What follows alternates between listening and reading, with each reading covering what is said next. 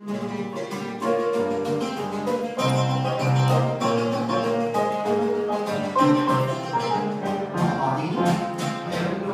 almost 100 years, the chapel at the Evangelical Theological Seminary in Cairo has been the center of life and worship for this historic community of faith.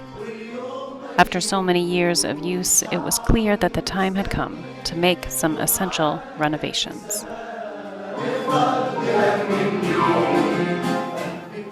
Over the past 6 months, the chapel was gutted, and new floors, walls, ceiling, windows, and doors were all installed.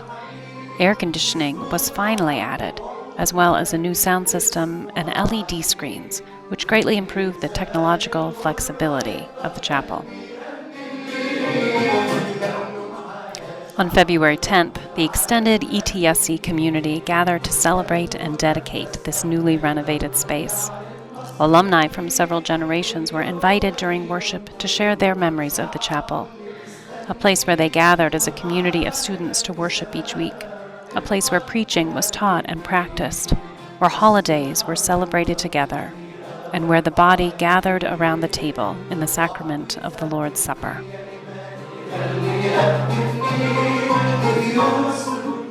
Through the combined gifts of leadership, artistry, engineering, and design, as well as the essential financial contributions given by supporters in Egypt and overseas, the renovated chapel has become an important component in the larger vision of ETSC being realized for this new generation.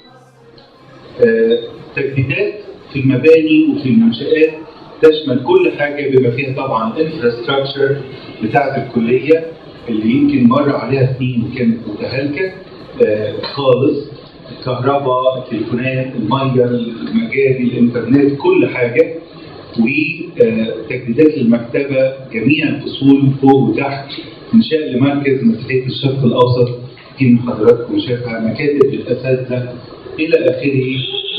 كل سنتيمتر كلية ليه رؤية للتجديد، وده الشيء اللي هو يليق بكليتنا العريقة.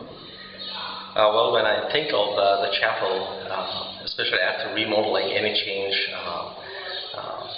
triggers the memories of the past, and the chapel for me was very crucial in different periods of my time.